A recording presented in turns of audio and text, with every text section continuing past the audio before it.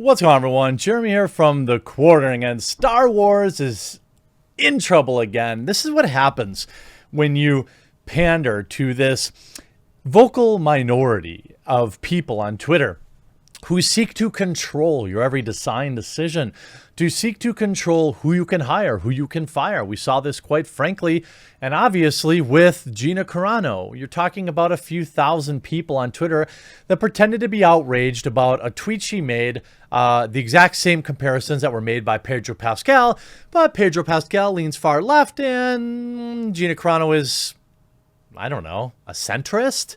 That wasn't enough. See, if you're in Hollywood, the woke mob says you have to have the exact same political opinions as they do, otherwise you're ripe for canceling. Now, one of the generally quiet releases of Star Wars over the past month or so in their upcoming billion Star Wars franchise release spew fest is Bad Batch. And of course, that is now being canceled as well. Bad Batch reportedly being edited following whitewashing controversy. This is via Inside the Magic.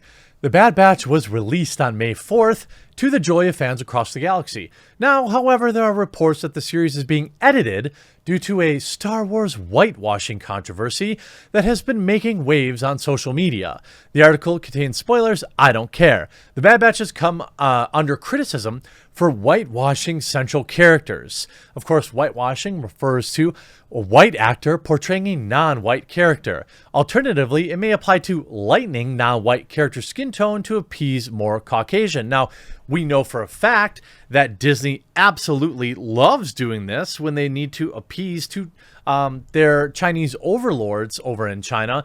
We saw them again, as always, covering up the now deceased face of Chadwick Boseman in the Black Panther poster. We see them lightening the skin and hiding black actor John Boyega for the Chinese market.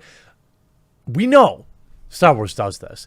The Bad Batch website, seemingly the source of the backlash, suggests that the new series does both. Somebody literally put together this website, which is obviously garbage, but let's see what this is. Unwhitewashing the Bad Batch has been a concept since the story reels for the Bad Batch were released, and everyone saw how whitewashed they were. However, the hashtag didn't begin being used until March 30th, by me, after the release of the official Bad Batch series trailer, why and others noticed that how white everyone on the team was. Now, D. Bradley Baker, a white man from Colorado who's chosen to play a group of men of color with an ethnically tied dialectical accent, various Maori fans may have expressed dismay and disgust at what is essentially someone mocking how they speak, a manner of speech that white New Zealanders already shame these people for. Baker's attempt at this language, this accent, was only more stark when you hear the Bad Batch next to Omega, who is played by the voice actor from New Zealand. If it isn't clear, Baker being white and doing the accent is equivalent to him being hired to play a black actor, then poorly attempting American, African, vernacular English, blaccent, or Ebonics. I don't understand how this level, and I've got a huge story about Disney later today, and their critical race theory training garbage. Who is listening to these people? Like, this website took $4 to make, and a multi-billion-dollar corporation is listening and spending millions of dollars redesigning the show. The site calls attention to two concerns. First, the casting of a white actor, D. Bradley Baker, as all the clone troopers. As you may know, every clone is based on the DNA of Jango Fett, who is portrayed by New Zealand actor in Star Wars Episode 2, Attack of the Clones. Morrison also portrays Boba Fett, Jango's son, in The Mandalorian. It's, however, worth noting that Baker has previously voiced clone troopers in Star Wars The Clone Wars, so casting him in the Bad Batch is consistent with the voice of clone troopers in other Star Wars animations. People don't actually care about that, though. They don't. They see an opportunity to squeeze just a little bit of power away from these corporations and feel good about their pathetic lives. Morrison is of Maori, sorry, I'm just going to say Scottish and Irish descent, that speaks with traditional accent. Notably, he has a darker skin tone of this type of person, something that each of the Fett's clones also inherits in universe. However, many of the fans on Twitter point out the clones in the Bad Batch are notably lighter skin tone than they did in the Clone Wars. Additionally, the new character of Omega, a female clone, obviously got to have that. Nobody has a problem with that, though.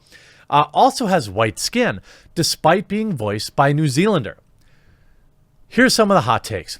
Lucasfilm Animation really has a terrible habit of taking the lightest possible shade from a POC's skin and then making it the skin color for the entire character's model. We saw this with Rebels, Ahsoka 2. Unwhitewashed the Bad Batch. I'm tired. A user going by Justice for Ahsoka says, we've been talking about unwhitewashed Bad Batch for months. Who's we? Like 3 weirdos? Who are these people? Lighter is not an acceptable aesthetic design. It's just the lighting is going to be thrown around, but it isn't just the Bad Batch. It's the legacy characters too. Okay. I mean, the skin tone difference to me, I suppose, I don't know, this arm looks weird, unless that's like a clothing. That must be clothing because it looks like the arm's weird. But how different is it? It's like one shade? I mean, so I'm torn here. Do I point out the likelihood that this was unintentional? Certainly that's possible. Or do I point out the fact that it could also be intentional by Disney and Lucasfilm to appeal to the Chinese market? I mean, we saw them create an entirely catered world for the Chinese market, so why not this too? Except lore-wise, this is not a big deal.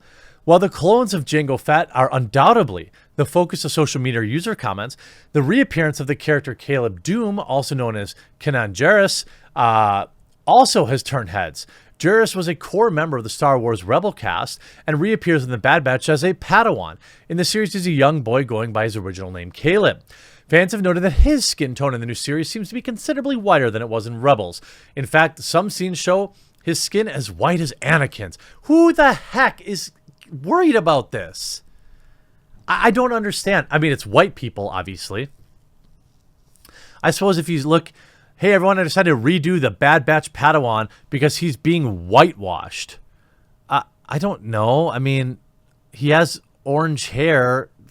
I would assume that means you have white skin. I don't understand any of this. Lucasfilm has currently not commented on the issue.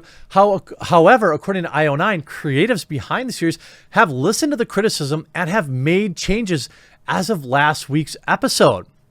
A source familiar with the production of The Bad Batch told IO9 that in the run-up to its premiere this week, changes to the lighting tools utilized by the animation team were made to moderate their effects in Premiere's episode's starkly lit primary settings. Such tweaks will be made in future episodes as well. So it's a lighting issue.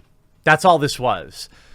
It's important to note that the report remains unconfirmed. Previously, some Star Wars fans have criticized minimizing black actor John Boyega's presence in the Chinese poster, as well as for The Force Awakens. Additionally, Rose Tico's actress Kelly Marie Tran endured considerable trolling after the release of Episode 8. Prove it. I mean, you have to prove it. It is, however, important to be aware that the fact that Lucasfilm President Kathleen Kennedy sat down with Boyega for an honest conversation following his comments regarding Star Wars franchise, so there has seemingly been an open dialogue between executives and the actor. Inside the Magic will continue to monitor it. I mean, I have very little interest in The Bad Batch, but I understand the show is popular and liked by many. I just never really got into like the animated side of the Star Wars universe. That doesn't mean it's not good. I mean, there are many good animated series. It just hasn't been something I'm super interested in. But the idea that this is a whitewashing situation seems unlikely. There's really no evidence of that. I mean, other than, perhaps if there's, some difference between, the Western version and like the Chinese version of this. This just seems like more weirdos trying to flex over Disney and try to basically cry-bully them into making changes. I hope you enjoyed this video. Maybe stop listening to these weirdo Star Wars and more focus on, putting out good product. That seems like a more profitable decision. But hey, what do I know? I don't give you any money. Hope you enjoyed this video. We'll talk to you again real soon.